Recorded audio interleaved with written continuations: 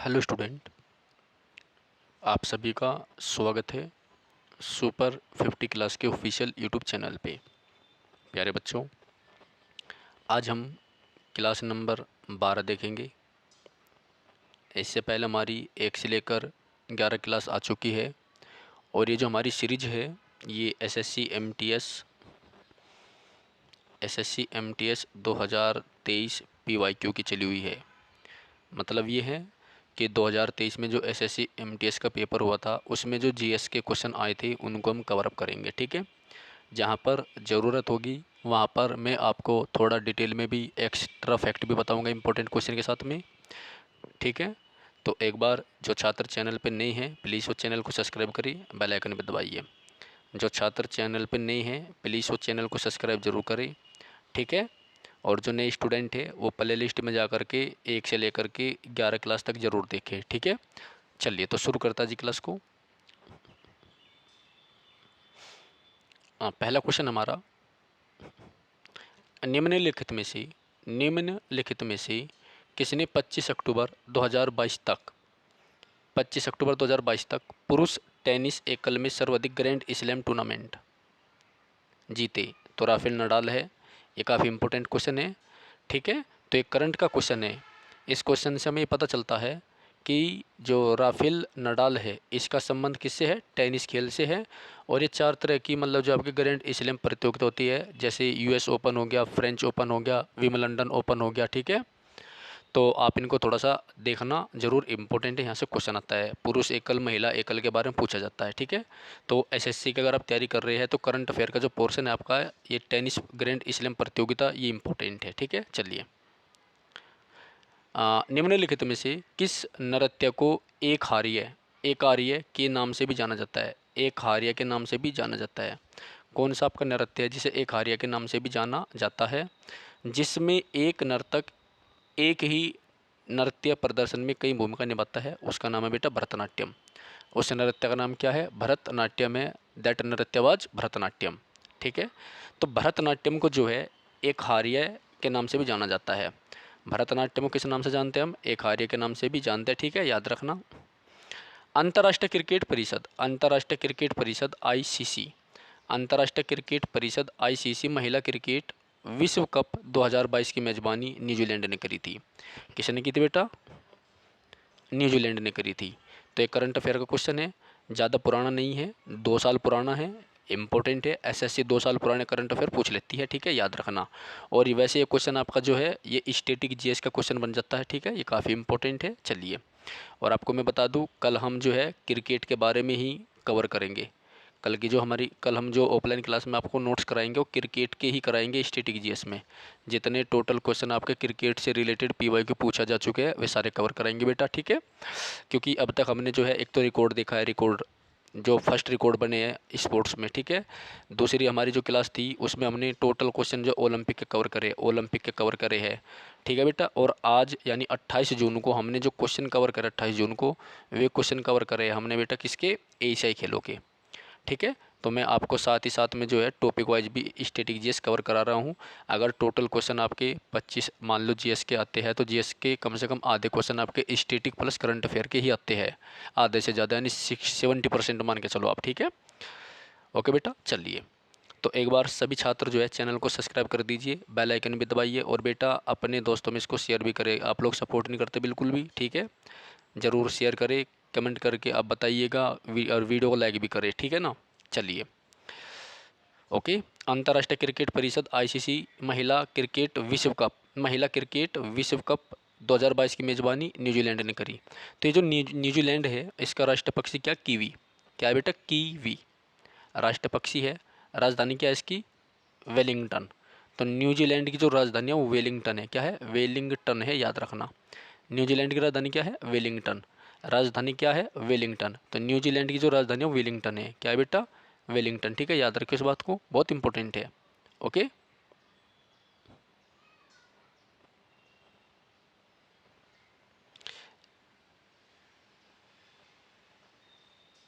चलिए आगे बढ़ते हैं।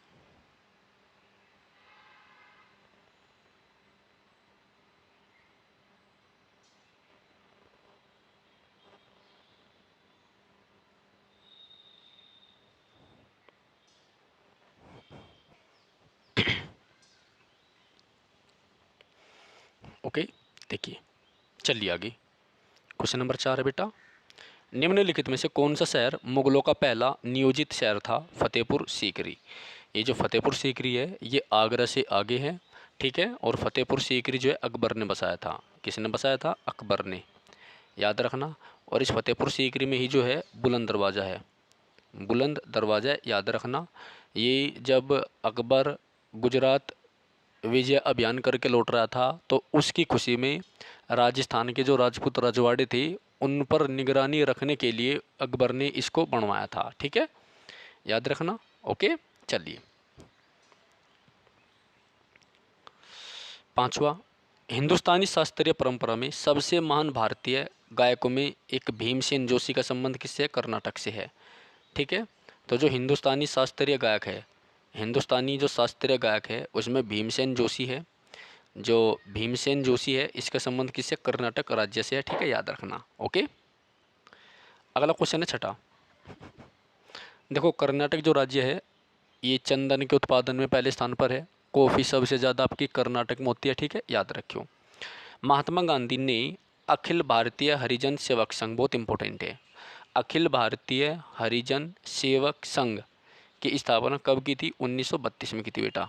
कब की थी? 1932 में की थी। कब की थी? 1932 में की थी, ठीक है, याद रखना। काफ़ी इंपॉर्टेंट क्वेश्चन है आपका। ओके, चलिए एक बार सभी जो है सब्सक्राइब करिए।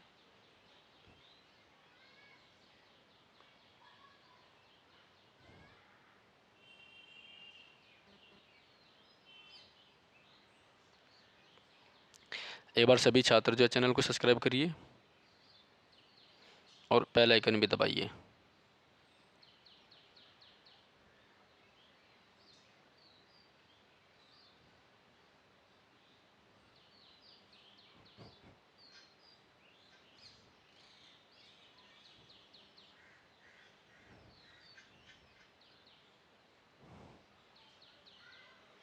वेरी गुड, शाबाश करिए।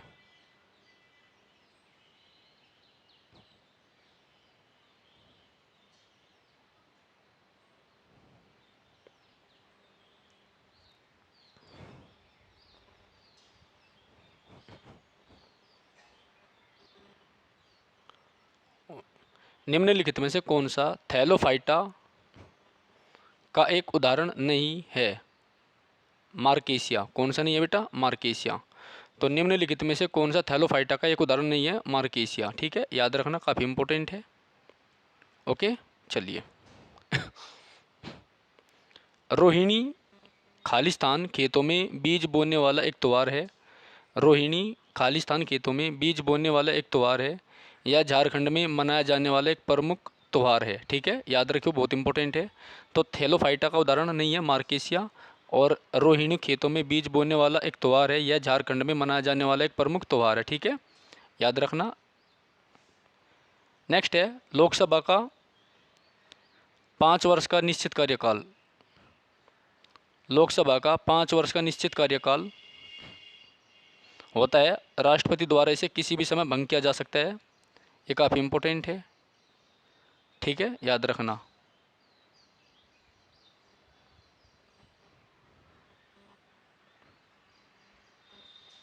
नेक्स्ट है 10वां क्वेश्चन, ब्लैक बक राष्ट्रीय पार्क। ब्लैक बक राष्ट्रीय पार्क कालियार पार्क खालिस्तान में स्थित है, गुजरात में। कहाँ पर है? गुजरात में, ठीक है। तो ब्लैक बक राष्ट्रीय पार्क जो है आपका गुजरात में है, याद रखना, कहाँ पर है? गुजरात में, ठीक है। निम्नलिखित में से कौन सी पुस्तक राजा हर्षवर्धन द्वारा नहीं लिखी गई? कौन सी पुस्तक राजा हर्षवर्धन द्वारा नहीं लिखी गई? तो उस किताब का नाम है अमुक्त माल्यद। कौन सी किताब है वह? अमुक्त माल्यद, ठीक है, याद रखना। तो अमुक्त माल्यद जो है ये राजा हर्षवर्धन द्वारा नहीं लिखी गई। अमुक्त माल्यद के लेखक जो है ना कृष्ण देव राय है, याद रखना। कौन है? कृष्ण देव राय। कृष्ण देव राय है, याद रखना, काफ़ी इंपॉर्टेंट है, ठीक है। तो अमुक्त माल्यद के लेखक जो है कृष्ण देव राय है, याद रखना, काफ़ी इंपॉर्टेंट है। ओके, निम्नलिखित में से किस नदी का प्राचीन नाम विपाशा है? व्यास नदी का। किस नदी का है? व्यास नदी का, ठीक है। तो व्यास नदी का नाम क्या है? विपाशा है, याद रखना। निम्नलिखित में से किस नदी का प्राचीन नाम विपाशा है? व्यास नदी का, ठीक है। चलिए, भारत में 5G दूरसंचार तकनीक किस वर्ष शुरू की गई थी? 2022 में। भारत में 5G दूरसंचार तकनीक किस वर्ष शुरू की गई थी? 2022 में। ठीक है, ये याद रखना, काफ़ी इंपॉर्टेंट है। ओके,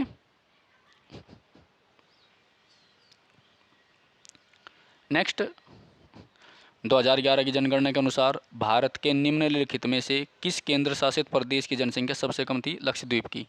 किसकी थी? लक्षद्वीप की। तो लक्षद्वीप की जनसंख्या सबसे कम थी। ठीक है, याद रखना।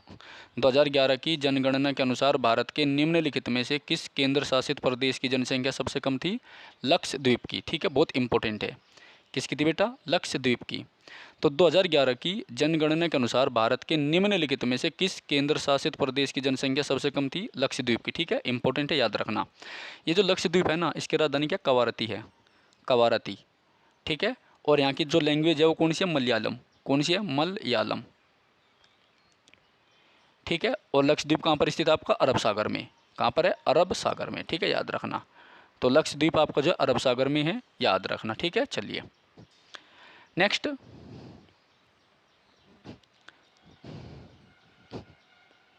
देखो जो लक्षद्वीप है ना, ये केरल के बाद में दूसरा सबसे ज़्यादा मतलब साक्षरता दर वाला राज्य है। केंद्र शासित प्रदेश पहले, केंद्र शासित प्रदेश के मामले में पहले स्थान पर आता है, और अदरवाइज जो है ये दूसरे स्थान पर आता है।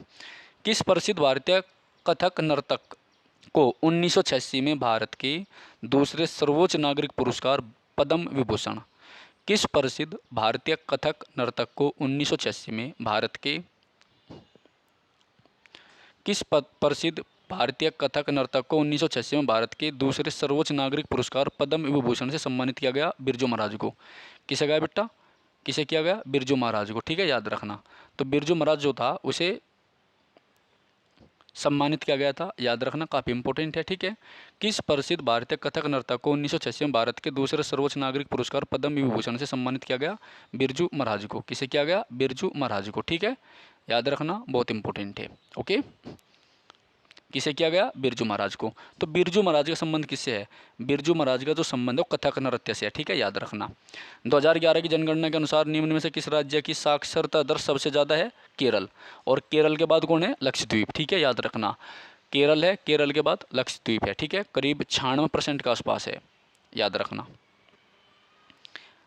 दिल्ली कितनी है? 88.1%। पूरे भारत की कितनी है? 74.04%। ठीक है, याद रखना।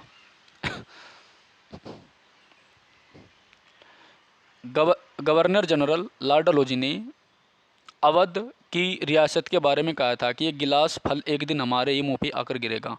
गवर्नर जनरल लॉर्ड डलहौजी ने खालिस्तान की रियासत के बारे में कहा था कि ये गिलास फल एक दिन हमारे ही मुंह पे आके गिरेगा।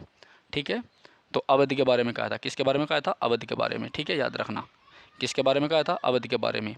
गवर्नर जनरल लॉर्ड डलहौजी ने गवर्नर जनरल लॉर्ड डलहौजी ने खालिस्तान की रियासत के बारे में कहा था कि ये गिलास फल एक दिन हमारे ही मुंह में आकर गिरेगा। ठीक है, एक दिन हमारे मुंह में आके गिरेगा।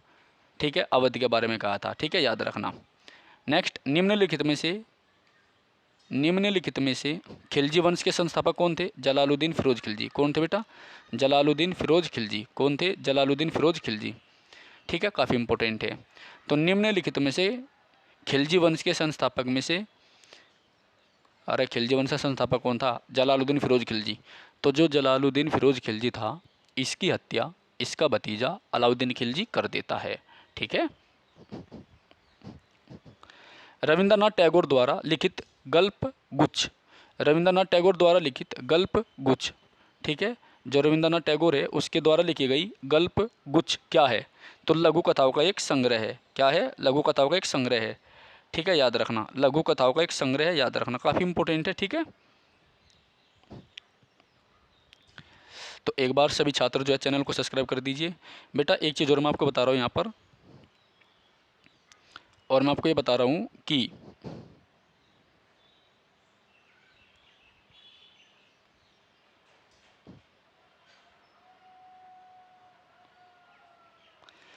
इससे पहले हमने जो है 12 शिफ्ट के क्वेश्चन पेपर करे फेज़ 11 के। ठीक है, जो अपने आप में काफ़ी इंपॉर्टेंट है। ठीक है ना, तो जो भी छात्र नहीं हैं वे सभी जाके उस क्लास को देख सकते हैं, जो अपने आप में काफ़ी इम्पोर्टेंट है। ठीक है,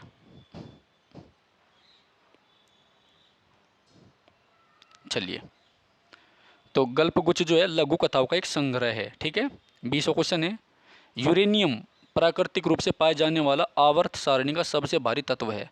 क्या है? आवर्त सारणी का सबसे भारी तत्व है यूरेनियम। प्राकृतिक रूप से पाए जाने वाला आवर्त सारणी का सबसे भारी तत्व है जिसका परमाणु भार 238 है। जिसका परमाणु भार क्या है? 238 है। क्या है? 238 है। ठीक है, याद रखना। जिसका परमाणु भार 238 है। ठीक है, याद रखना। निम्नलिखित में से कौन सा भारत का पहला मानव अंतरिक्ष उड़ान कार्यक्रम गगनयान है? कौन सा है? गगनयान है। ठीक है, याद रखना।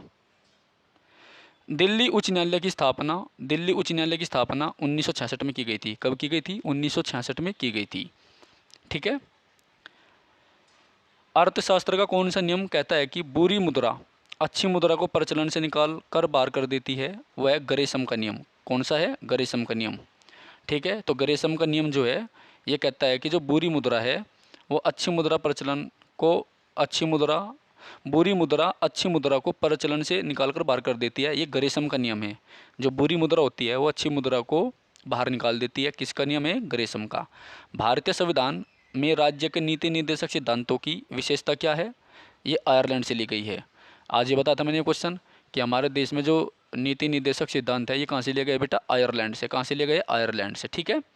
The department of pharmaceutical has given in principle approval to the proposal to set up bulk drug park in the 3 state Himachal Pradesh, Gujarat and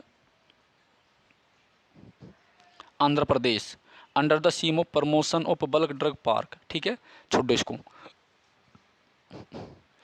तो बेटा हमने अभी मतलब जो है एसएससी एमटीएस के ये क्वेश्चन करे हैं। 2023 पीवाईक्यू है, ये 2023 पीवाईक्यू है।